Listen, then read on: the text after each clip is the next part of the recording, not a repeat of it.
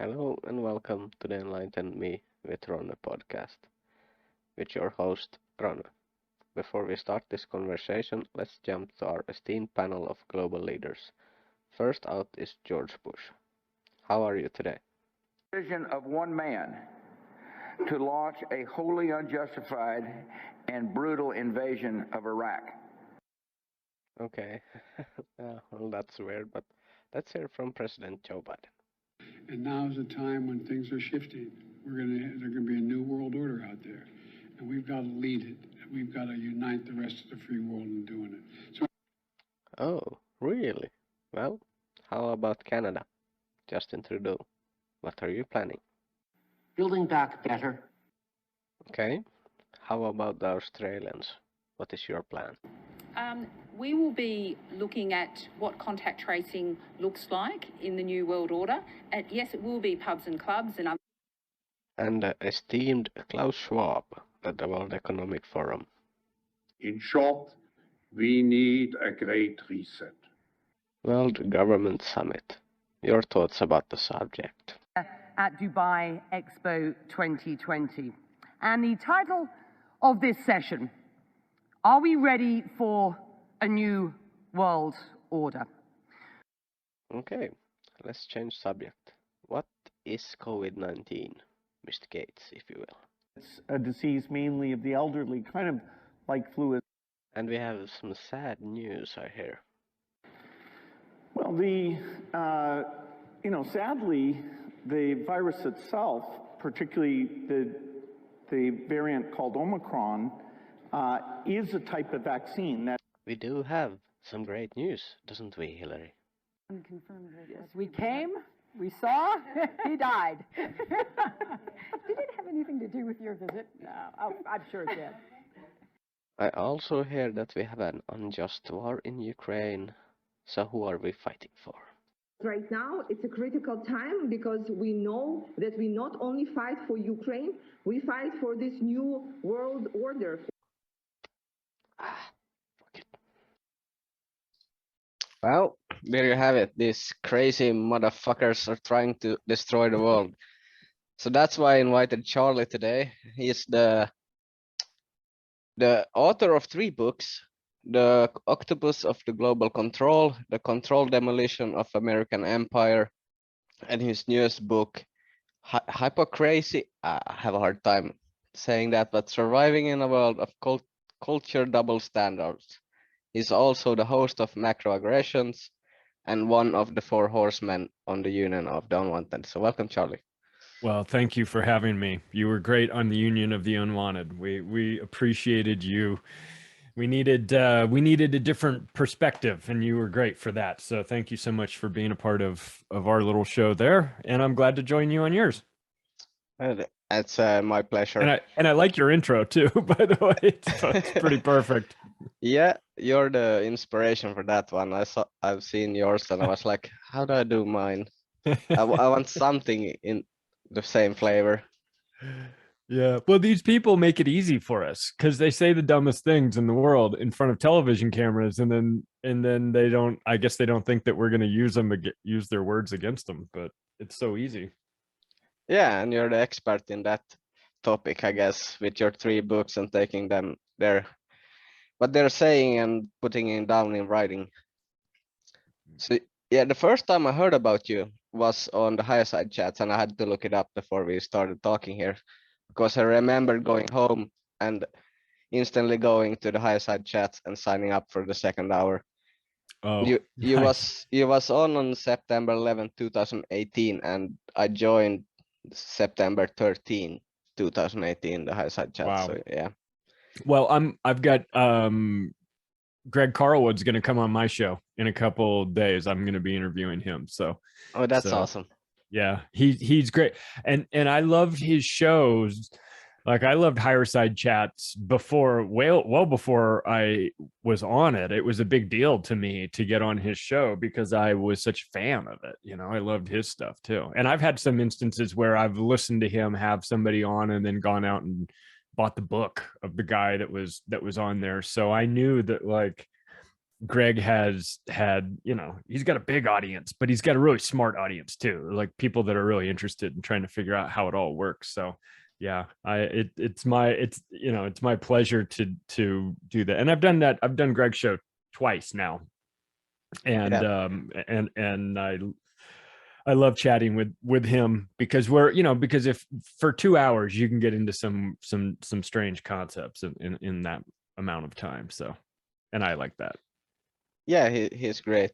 And your first book, I also bought it straight after listening to that podcast on Kindle. So I didn't get the paperback for that. I have paperback for the second book, and I just bought your third on Kindle, so I'm cheap on that one. But yeah, you're better to get that Octopus book as a Kindle because the writing, like the size of the print in the Octopus book and the paperback book is a little bit smaller than I would have wanted. So anyone that's got it on Kindle doesn't have that problem. So okay, yeah, that's great.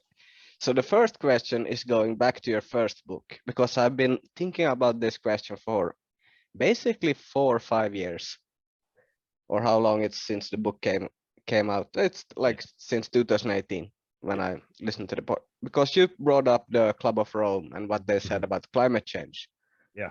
And I have the whole thing here, but I'm so bad at reading in English, I'm not even gonna try. But basically they say they're going to use climate change, even if it's not true or not, they're going to use that to change the world how they like it. Yeah.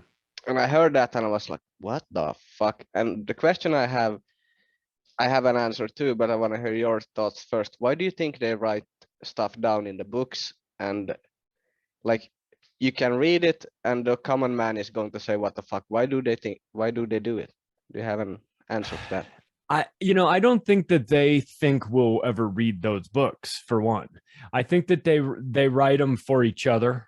I think they write them to give, to explain where they're coming from. If someone questions them on it, there's crazier books out there than what the Club of Rome has put out, for sure. You've got guys that are talking about like sterilizing everybody, and then like they have these fantasies. They say, well, we'll put sterilants in the water and we'll just sterilize everybody, and then we'll have a lottery where whoever wants to get pregnant can like enter the lottery, and then we'll pull names out, and if they're ones that we like, then we'll give them the antidote to reverse the sterilants we put in the water so that they can have kids. Like they write this in books and then put it out. Like this is insanity, right? This is like what crazy people say, but they don't have any problem. They don't have any sort of second thoughts or they don't, somebody does, like a publisher doesn't go, yeah, maybe we shouldn't put this in here. Like they're all going to know what we're doing. It doesn't bother them. They want it to be known. I think they need it to be known. I think that part of their weird ideology, their belief system, is that they have to tell you what they're going to do before they do it. And in writing these books, they tell us what they're going to do. They say we want smaller numbers of people. We want to be able to control them from the time they're born until the time they die.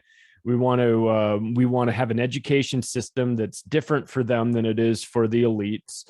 They talk openly about this stuff. Now you can read it and you'll go, these people are insane, which of course they are. And you're right to read the books and have that thought. But it ends there. Like people go, these people are crazy. They're writing these books. And you're like, and what are you going to do? Are you going to lock them up? Like, no. You're going to arrest them. You're going to take them down to the police station and ask why they're talking about writing books about how they want to murder 6 billion people. Nothing's going to happen to them. These people are untouchable where they are right now. So they're not really worried about us. And that's kind of the problem too, because you read the books and you go, like if I wrote a book where I was like, I'm going to go take this person and I'm going to capture them and I'm going to murder them and I'm going to do all these things, that would definitely be used against me at my trial. But the people that are writing these books, they don't have any sort of worry about that. They're not concerned. They don't think anything will happen to them because nothing does happen to them. They know that. So they don't have a problem writing about that. I have a problem when I have to read it. But I'm glad they write it. Frankly, I'm glad they write it because it puts them out in the open. It sounds crazy when I start like quoting them and saying like, well, look, they wrote this. Everyone says to me like, oh, stop it with that. You're crazy. It's like, it's in a book. I can get the book and show you the book where they wrote it, not me. So it's funny to me. I mean, some parts of it are funny because like you can find these lines where they're talking about that the America's foreign policy should be that of depopulation, and you go, we're trying to depopulate the Middle East, and everyone goes, stop it. You sound like a conspiracy theorist. It's like I have Henry Kissinger's own words saying that the United States policy towards everywhere, but especially the Middle East, should be that of depopulation. It should be the number one agenda. So now what do you want to do? So that's kind of, yeah. So I love that they write the books, but I still can't believe that they do. Yeah, and that trickled down to the people too, because just last week, my friends was saying it's too much people on this planet and blah, blah, blah. But about the Middle East, I remember when I was young, I think even I had that thinking then that we need to bomb that sandbox to the ground and erase everybody. Like that's millions of people you're going to kill. Right. So they're doing a great job. They're not saying it on the TV like we are going to kill everyone, but the message is still coming out. Right. Yeah, because that's how they feel. And eventually it comes out, because if you hang around someone long enough, you get an idea of how they feel about things. And if you see George W. Bush long enough, and Hillary Clinton and Henry Kissinger and these people, and they talk long enough in front of microphones or in speeches and whatever, eventually you figure out how they feel about things. And we know how they feel about things. They want everyone dead. They want everybody dead. Henry Kissinger wants as many people dead as possible. That's his goal.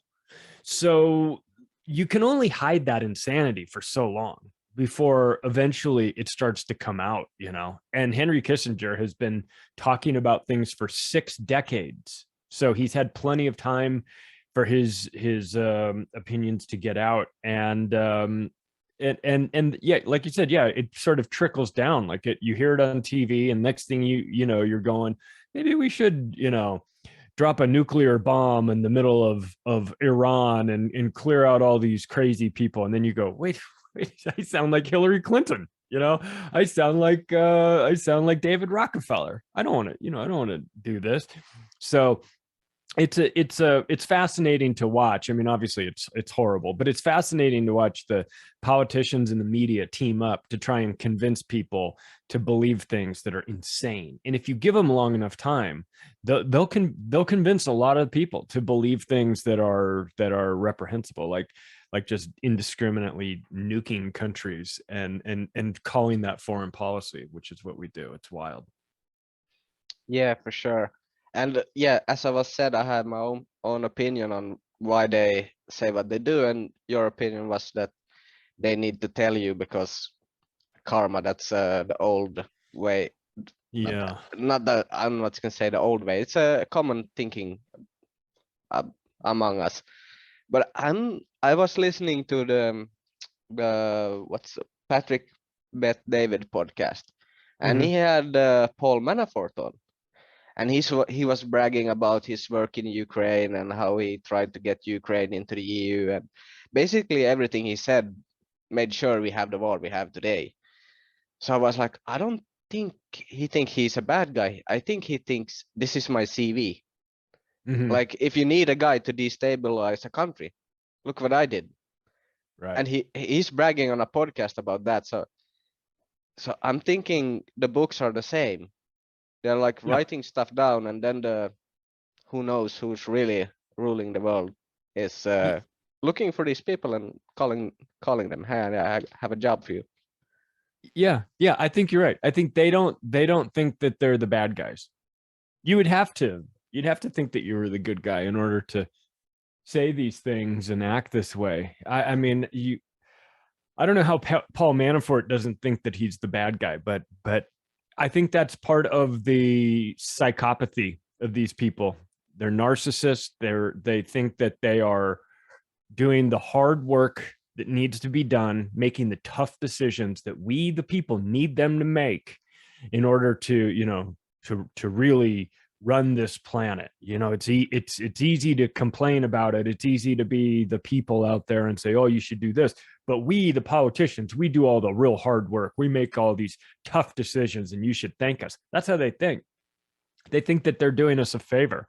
Like if it wasn't for them, we'd be, you know, eating bugs or someplace. Well, if it is for them, we may be eating bugs someplace in the future. But they have this belief that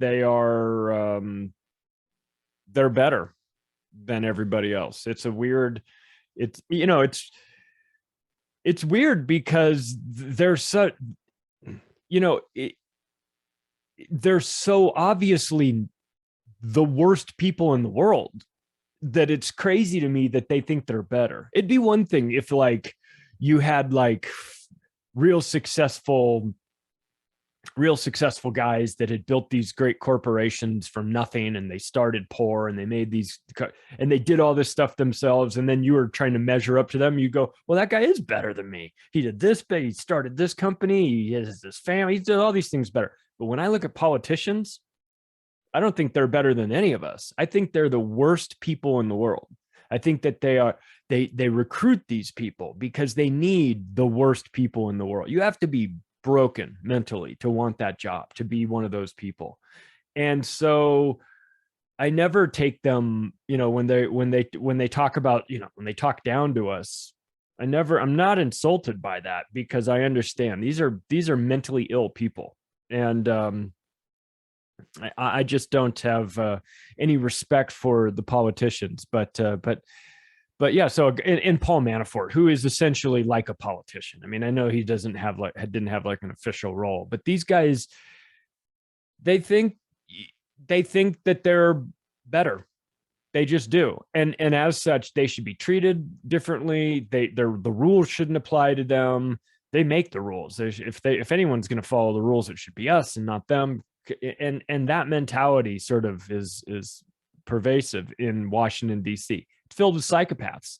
It's the only type of people that find themselves wanting these jobs where they tell everyone else what to do and boss people around. Like you have to be the right kind of person to want that job. And the people that are in politics are right for that job, which means that there's something wrong with them, you know, mentally, almost always.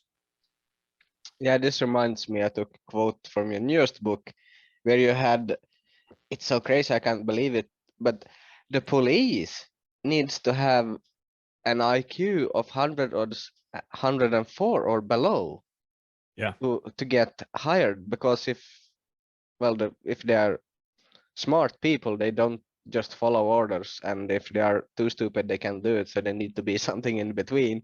Yeah, so that's so crazy. And I think maybe the political people are the same. Yeah. And the story in the book is about this guy who applied to become a cop, and he took the test and he did really well, and he was denied to access into the police academy, and he sued them saying, you know, I passed the test and you know, I scored really high on the test and they wouldn't let me in. And what the judge just determined was that the police department had the right to discriminate if somebody's IQ was too high. And the reason is that they know that those people won't stay in the job very long, because smart people will see that this job is terrible. And they didn't want to invest all the time and money and effort into training smart people to become police officers, because they're just going to quit after a couple months and then they'll have to train somebody new. So they made it so that you could discriminate against people applying to become police officers if they were too smart. It went through the court system, and that's what they found. This guy lost his case. He was trying to become a cop, and they said, no, they have the right to discriminate against you. You're too smart for the job. And you would have figured this out at some point, but we're allowing them to discriminate against you. So it's like, you know, like people want to like argue and everything. It's like, listen, I can show you in real like American law case study that you can be too smart to be a cop, and that they set their guidelines where they don't want people smart enough. And I agree with you. I think that the politicians are sort of the same way. Like if you're, you know, they're kind of they're not the best and brightest that are getting into politics. It's a lot of people that have real character flaws. And you and I would go and apply for a job. Let's say you and I were both applying for a job at a place, and we were like, oh God, I hope they don't find out we're drug addicts, you know, and because we'll never get the job if they find out that we're both we're drug addicts, or we have this real like hidden secret that we don't want anyone to find. In Washington, D.C., they find out that you're a drug addict, and that's the reason why you get the job. Or they find out you're a sex addict, or they find out that you're a pedophile or whatever. And all these things that would normally prevent you in real life from getting a job once your employer found out, like, oh my God, I'm about to hire the worst person in the world. Whew, thank God I found out before I hired him. In Washington, D.C., they're like, we want those people. Because if I've got a guy that I know is a sexual predator, then I can do whatever I want to him, and he can't do anything back to me, because I will just expose him for being a sexual predator. I will keep him in line. I will make sure that he does exactly what I need him to do, because I know his secret, and I can control him because I know his secret. So like Washington and all these, you know, like the idea of like, oh, you're going to be really smart and get yourself a good job in Washington, D.C. No. All you have to do is have some really dark character flaw that they can use and extort you and hold over your head and make you do the things that they want you to do. That's how you get a good job in Washington, D.C. It's the exact opposite of like, study hard, get good grades, and then you'll be a politician someday. No. Get caught burglarizing somebody's house like Beto O'Rourke. Get caught in a DUI. Get caught trying to, getting caught paying extortion for 4 decades to wrestlers that you raped, like what happened in the United States, where we have all these politicians that have been busted for all these things. That's how you move up the ranks. That's how you really get to a position of high power in America, not by being a good person, but by being the worst possible person you can be, and then have someone else that's even more powerful find out about that, and then they allow you to just go straight to the top. It's totally crazy. Yeah, and that's why Epstein is dead and Ghislaine is on suicide watch, and probably what do you have, one month over under before she is whacked? Oh boy. Well, they're supposed to give us the sentencing today, so we'll see. Yeah, maybe I'd say less than a month. She'll slip on a bar of soap in the shower, hit her head, drift into a coma, never regain consciousness again. I don't know. Yeah. I was thinking about this today. But I was like, do they actually kill her? That would be so stupid. You can't do it. People can't ignore that. You can't just kill her. You need to do something else. I don't know how. I know. Maybe she'll die from monkeypox. Because then they can get a couple of agendas all in one. Or she'll die. Someone will break into the prison, a Christian conservative with an AR-15 who is mad about I don't know, you name something, monkeypox, and shoots Ghislaine Maxwell. That's what we'll get, as many agendas as we can all into one, and try and do it that way. Yeah. I expect nonsense though, for sure. Yeah, probably something is going to happen. So, time is flying. Well, let's get in your second book. That's real life at this moment. So we are in the Great Reset, and you have wrote a whole book, what's really going to happen here and how they're going to demolish it. And I was looking at it today and I was thinking, it's going so fucking great. I can't even believe it. Because if you look at the World Economic Forum and one of their 8 prediction was that United States wouldn't be the global leader. And how would you do that? You would start a war that Russia is in.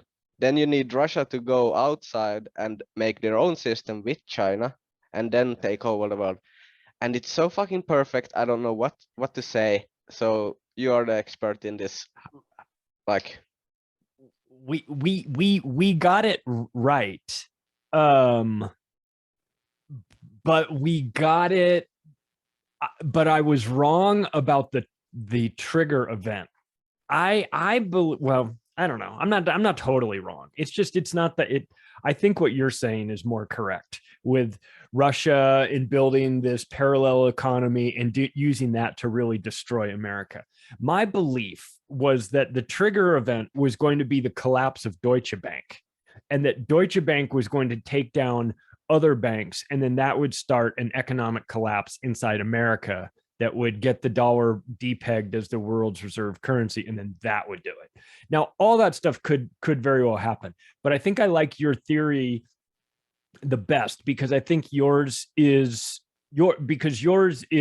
what is really going to play a huge role in taking down the American empire. And so the point of, like, when Jeff Berwick and I wrote this book, the point was that, okay, when you're trying to create a one world government with a one world army and all this stuff, which is what these maniacs are trying to do, it's really difficult to do that when you have these superpowers in the way. So the Soviet Union and the American Empire. And the Soviet Union got taken out 30 years ago by Soros and his group, and they use some of the same tactics. Really screw up the currency, destabilize it from the inside, create a situation where the government is just like sold off in pieces to their buddies. I think that you got to get rid of the superpowers first. Russia's gone, America's next. So how would you get rid of the American empire? Well, if you wanted to just get into like a straight head-to-head shooting war, that would be a dumb idea. Not that we would win necessarily, because we've lost to a bunch of farmers and slippers in Vietnam, and we've lost to a bunch of goat herders and slippers in Afghanistan. So we're not putting out the best war, but still, we spend $1 trillion a year on our military. It's not the smartest thing to do to just go head-to-head with us. However, if you really want to destroy America, you destroy it from the inside, culturally, which I think is pretty clear that's happening. Medically, COVID has been doing that. You destroy them financially, hyperinflate the currency, do all these things. And that'll really soften up America. But then if you want to do like the final thing that kicks in the door and just brings down the empire, is you do what we're in now, which is create a situation where you've got you're turning most of the world against Russia. It's really not most of the world, but like to the West, it seems like it's most of the world against Russia. Put Russia in a situation where they're forced to partner with China, which they're doing. Now, in 2014, when Russia took Crimea, the United States threatened them. But they said, if we're going to take you off of the SWIFT banking system, we're going to make it so that you're not participating in that. And Russia was like, uh-oh, that's not good. So we didn't do it to them, but we threatened them.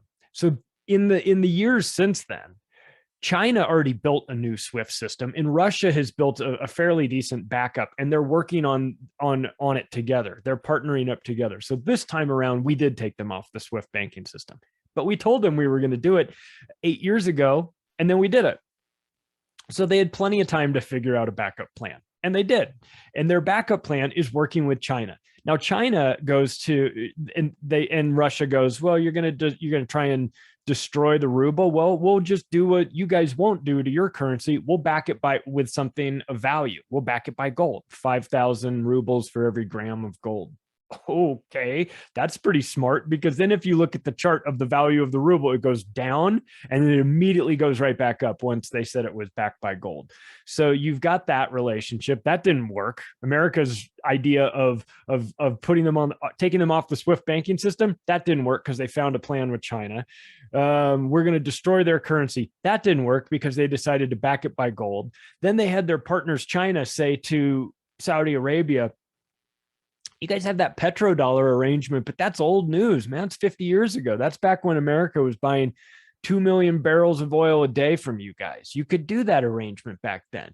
Now they buy what, 400,000 barrels? I mean, it's hardly anything. It's, it's maybe, 20% of what they used to buy. We, China, we buy 2 million barrels of oil a day from you, Saudi Arabia. In fact, if anyone should have some sort of arrangement with their currency, it should really be us, China, with you, Saudi Arabia. What do you think about that? And now they've got Saudi Arabia considering that. Oh, if that happens, it's over for America. America loses its dollar reserve currency status. America loses the petrodollar arrangement. America already has hyperinflation. America has supply chain issues. It's over. The empire comes down at that point. So I think that in the end, it's not going to really matter what the actual final trigger was, because everything contributed to this. But it was American arrogance. It was American global diplomacy, which has been, bomb everybody and then, and then blame them for you making us bomb you, and doing all this stuff over again, constantly lying to our partners around the world. And eventually, people are tired of it. So America is going to find themselves in a situation where they have no more friends because they've treated people poorly over the last 70 years. And especially after 9/11, when we had we all know it was an inside job, but we had the sympathy of the world after that. And what did we do? We squandered it. We went in and just started invading countries that had nothing to do with it. Like, what the fuck are we doing?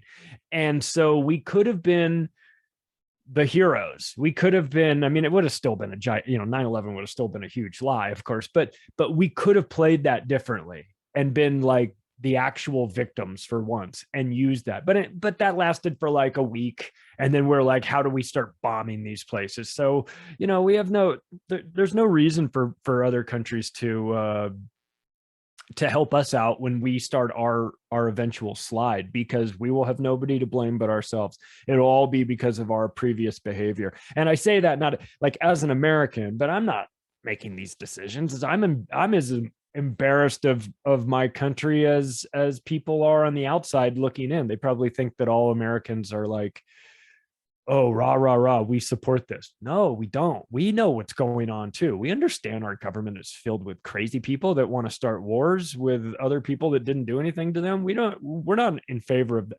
Well, some of us are not in favor of it. There's a lot of people that haven't thought about this, and they're in favor of whatever the television tells them to be in favor of. But the people in America that are actually thinking and paying attention, we don't like what's happened, but look, it's coming down. It's just a matter of when. Yeah, and just to go back on the Deutsche Bank, so I don't think you are wrong there. I think it still comes through, because today I saw they're saying Russia can't pay their bills, and the reason is because we are sanctioning them so they can't pay in dollars. Mm-hmm. So my head goes to, if I had a company, or if I bought something from a company and they send a bill to me and I don't have their currency and I'm saying I can't pay this, they won't get paid then. So right. Russia doesn't care if they can't pay. It doesn't matter for them. They have the whole Eastern world to trade with. They don't need to give back money to Europe. So that fucks us even more, because the news is telling, oh shit, they're going bankrupt. No, they're not. What are you going to do about it? If they don't pay, they have more money for themselves. Right. It's not like, and then it's our banks that takes the hit. Yeah. So that will escalate quickly, I guess. And Russia used to have, I remember reading about this when I was in college. They were in the business program. We were talking about when McDonald's broke into the Soviet Union. They were in Russia. This was, I guess, before the Soviet Union broke up. They would build two of them, and two McDonald's, and one would take rubles and one would take dollars. And the one that took rubles, they would pay for all of the rents for both places in rubles, anything that took rubles. And the ones that in dollars would take all the dollars and spend it on the whatever exported foods they needed to import in, you know, to make it McDonald's quality and everything.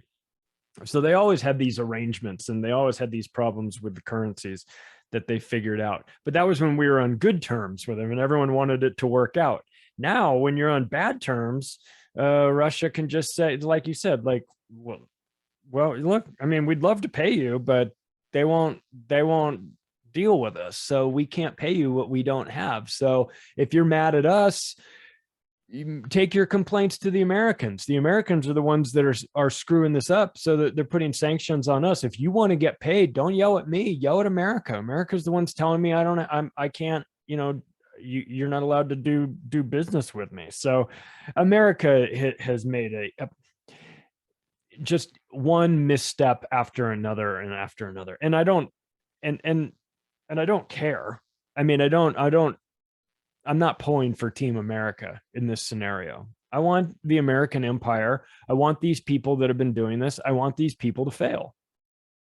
I recognize that that'll be tough for Americans, but we've got to get these people out of here. These people are they're going to get us all killed.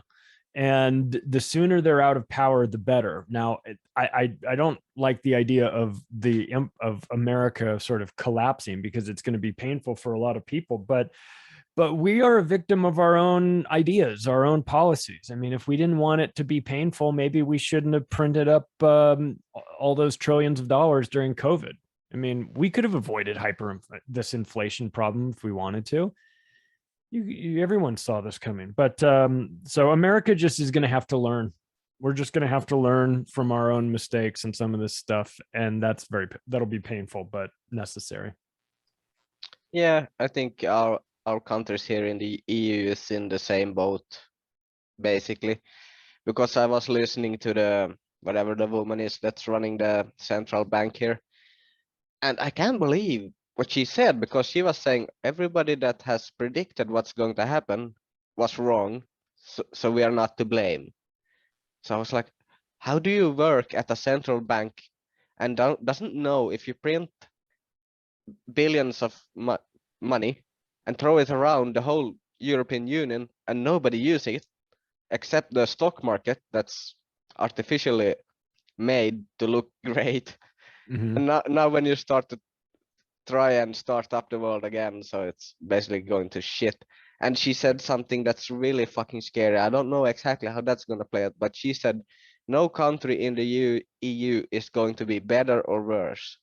That means we are going to be like Spain, Portugal, and those guys, I guess, because Finland, Sweden, and we here in the north that has it a little bit better are going to have to pay the bills. And we already did that in the beginning, because we took a $40 billion loan or euro loan, and we sent half of that directly to the south of Europe, because that's what you do when you're a socialist country or socialist region, you share.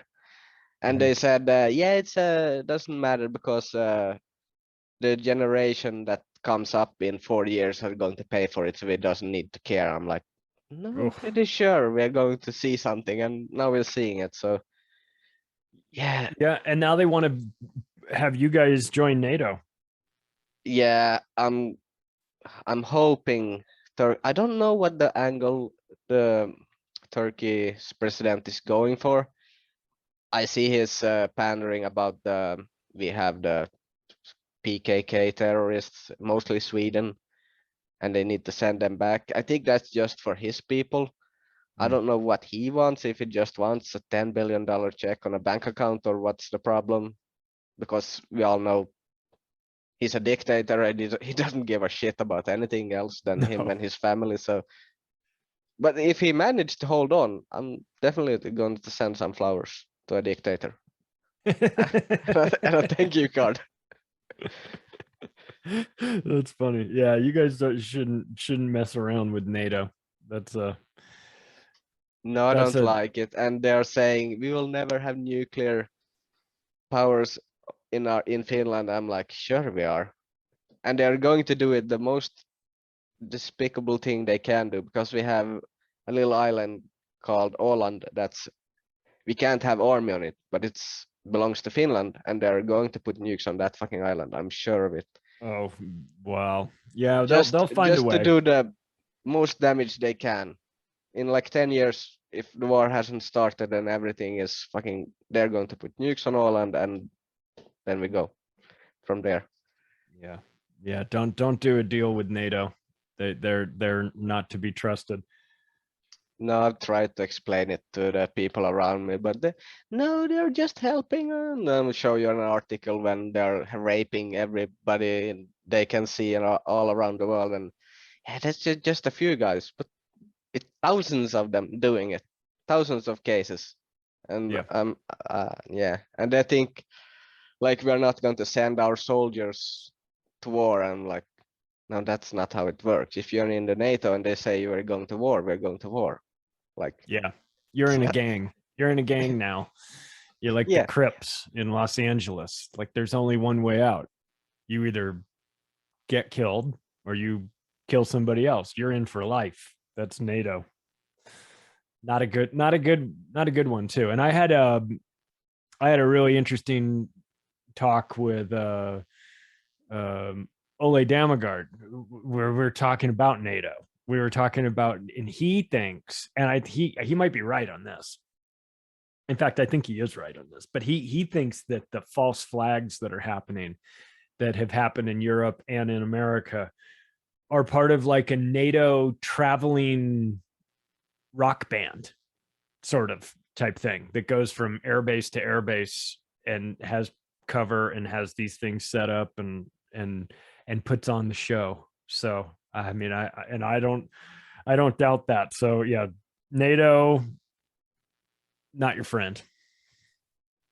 Yeah, and about all of Damagard, they brought out the shoes here in the last shooting. So yeah, I'm guessing he's on it and trying to decode everything he's seen. They brought the shoes out for Uvalde for sure. Like brought him to the White House even. Yeah, their shoes from this poor girl. These brand new shoes. We put these shoes from this poor girl. They're not the same color. Well, but they're close enough, and they might be shoes that she would like, and we brought them here, and I'm so emotional about it. Yeah, right. Yeah, like 10 sizes too big. Right. So I immediately sent an email to Ole. I was like, they've got the shoes. They've got the shoes going. He's like, I know. Yeah, I like listening to him, but I don't know.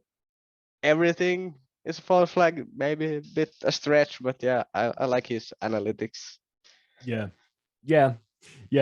Not everything can be a false flag, of course, but I like to look back on the ones that I thought were like real and find out like, oh, do those have something going on in it? You know, I live right down the street from Columbine High School, which is where it really kicked off the mass shooting stuff. And I didn't know until just recently that those guys had like contact with the FBI. So it's like even that shooting that in my head was like 100% real, like an organic, even those like the FBI was involved in. Yeah, and it's been a lot of those lately. I think they are everywhere now. I think something happened here when Klaus said we're going to do the Great Reset. Every agency was like, okay, we doesn't care anymore. Let's do it in the open and see what happens. Yeah, because they have agents going into everything. But yeah, let's about your last book. Why don't you pronounce it for me so we can? It's pronounced hypocrazy. It's spelled like you would spell hypocrisy, but then I changed the AZ, so I've made it hypocrazy. And then I put Uncle Sam in a straitjacket inside a mental institution, which is kind of where we are. You know, we've got a bunch of people trying to tell you that the sky is green, and if you don't agree with them, then you're a Nazi and you're a Trump supporter and you're this and that, and it's just a wild time. I wanted to point out all of the not all of the lies, but as many of them as I could as I could stuff into a book where you see somebody saying one thing and then doing the opposite. You know, the hypocrite out there who's saying, well, we have to have bodily autonomy. You can't do any of this stuff. And then the next month they're saying, well, you've got to get injected. I mean, you've got to take the vaccine, of course. And you're like,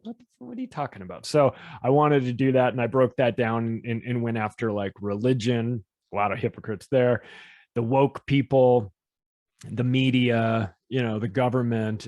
So I made sure to kind of to get as many people as I could, because there's a lot of that out there. So it was a fun book to write, but I had to put a bunch of footnotes in there, several hundred footnotes in the book, because some of the stories were so crazy that if I didn't make sure to document like where I got this information from, it would be really easy to just go, oh, he's just trying to be funny, or he's making that up, but like in America, you can get taken to jail in some places for collecting rainwater that like falls on your house, and like you have like collection systems and it goes into a big cistern and everything. Like if you do that in some parts of Oregon, the police will come to your house and take you away in handcuffs. So like it's, so I have to make a note, to show people where I got that, because otherwise people go, oh, that doesn't happen. That's not real. No, it's real. It's 100% real. So, so,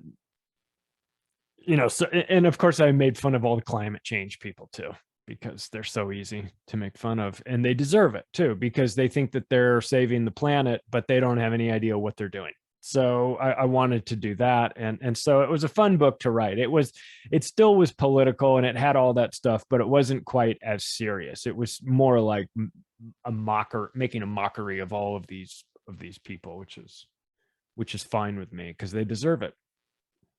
Yeah. How do you go about doing this? Because my dyslexic ass hasn't read the whole book, but I've started and I'm a bit over 20% in. And I've have to go and read some articles in between, because some things you're writing are so crazy. But how do you do? Do you like you read something, save it somewhere, and? Yeah, I do. That's exactly what I do. I have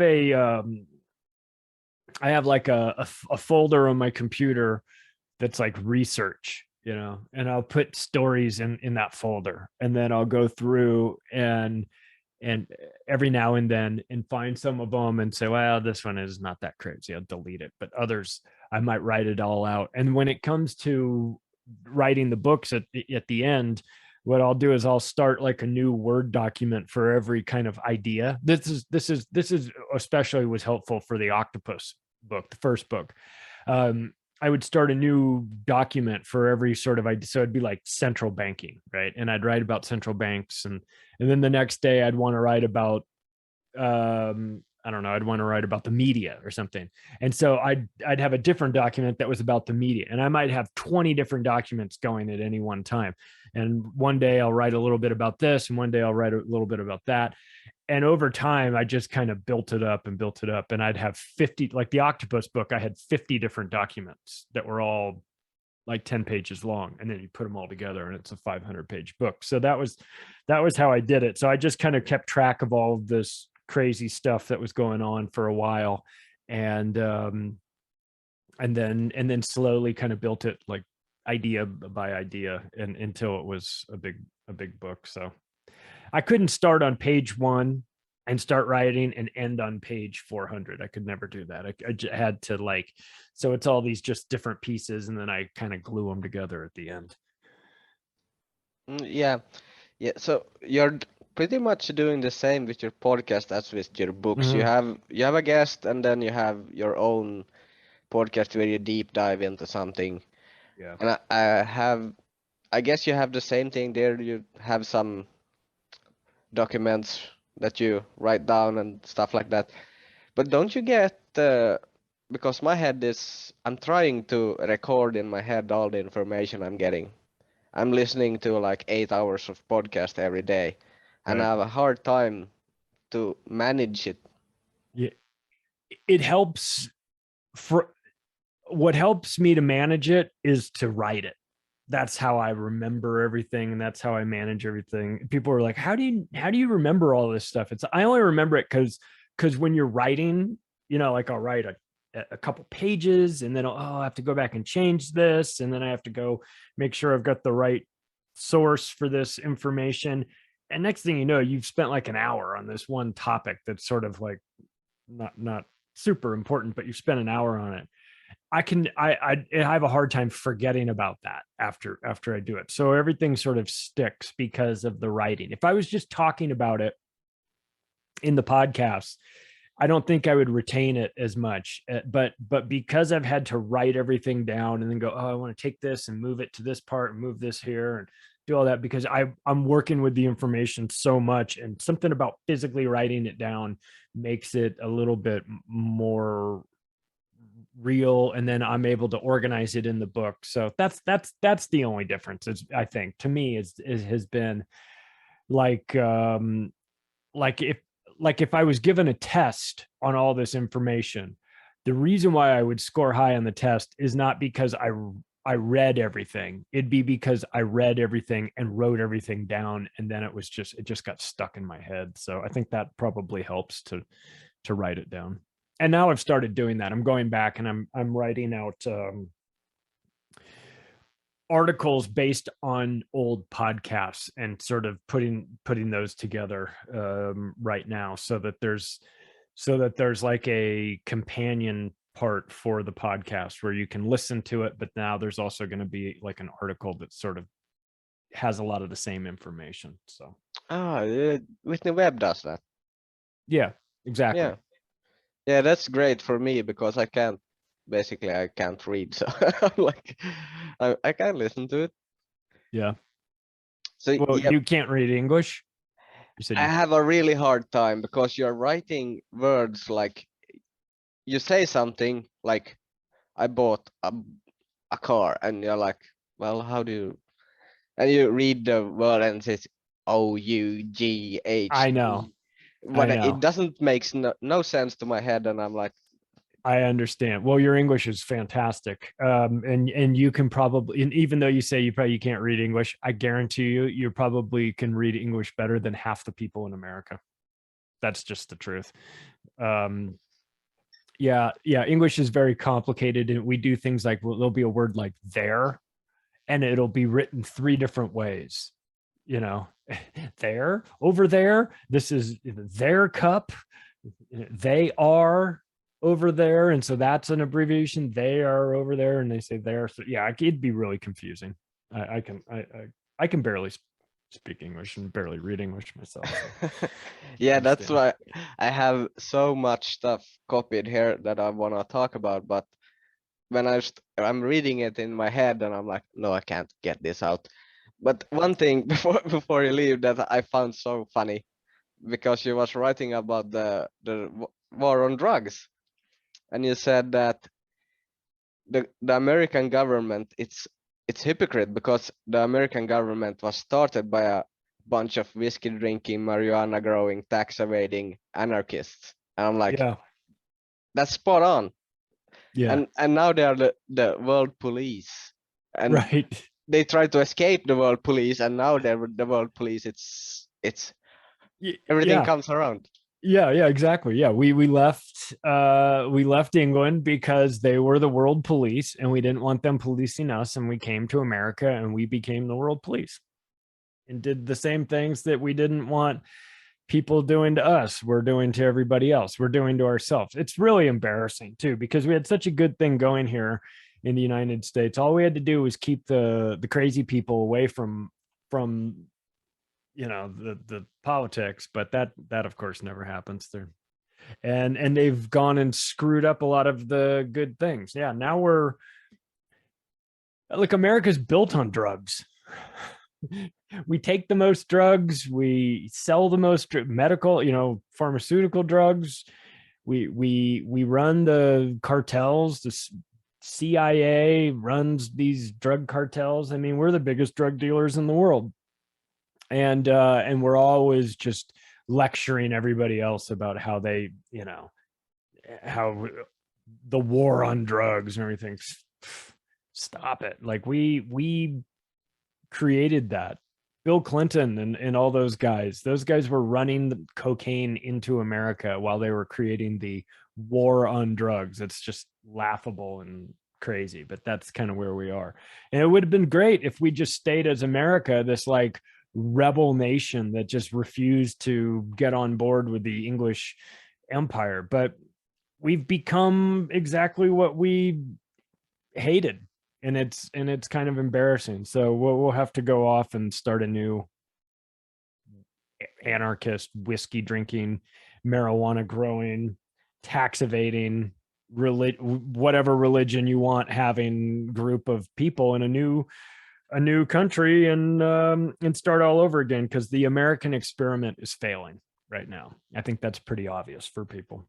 And not Americans, though. Americans are in denial. We pretend like everything is fine, but it's failing. It's failing, and it's obvious to the world. And we would have sympathy if we weren't such jerks about everything else. But we've just acted in a way, I think, that is not winning us any friends, and it's a damn shame to watch it.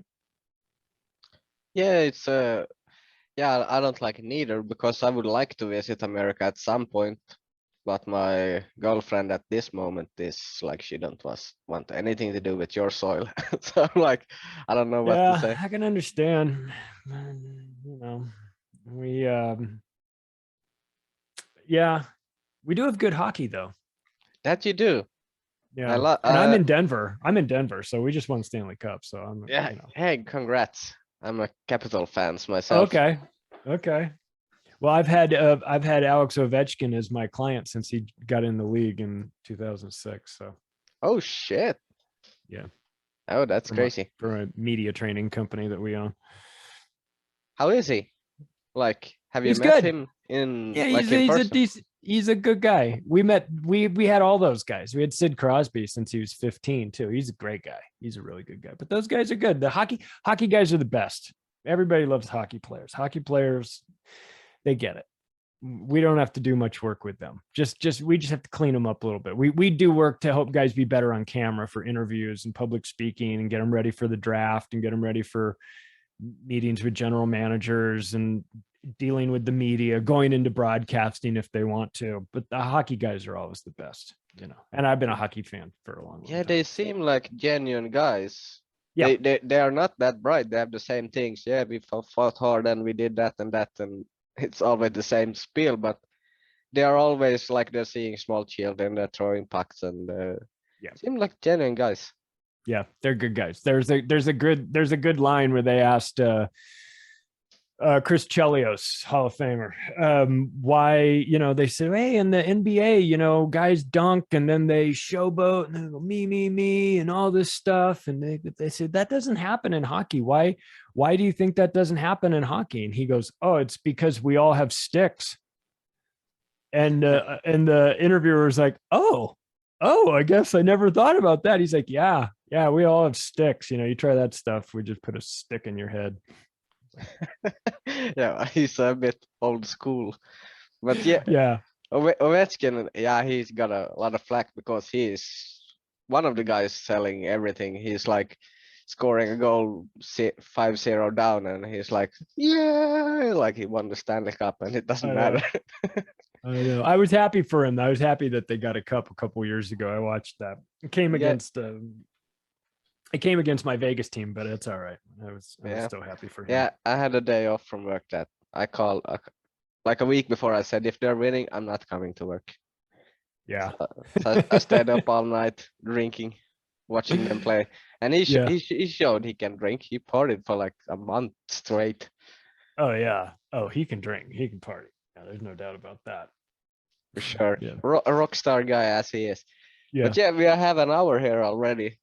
The ice hockey thing I didn't see coming, but I'm such a big Washington fan. I'm not an ice hockey fan though, because I just watch Finnish hockey and Washington hockey. Everything else doesn't matter to me. So Teemu Selanne, were you a Teemu Selanne fan, or he was obviously before your time? He was still with when I was growing up. I wasn't that big a hockey fan when he was playing. He was in the like in the middle of course I know him, he's Finnish, so you can't not know about him. Right. But yeah, so before we leave, and I have to thank you for this, it's fucking awesome sitting down with you. It's kind of It's been a fun. big deal for me. Oh, well, thank you. Thanks for having me. I appreciate it because, you know, I like to talk about this crazy stuff. So, Yeah. And promote your podcast and your books. I'm not going to try to say the titles Okay. again. And wherever people can find you. And for my Finnish friend that are listening to this, just fucking find him. You need to listen to Charlie. Well, thank you. I appreciate that.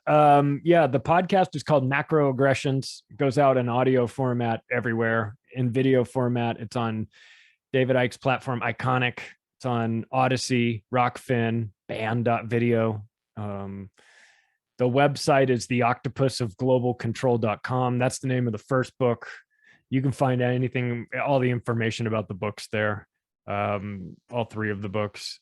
And then the group podcast, we do the Union of the Unwanted, which is fun with Sam and Ricky and Mike.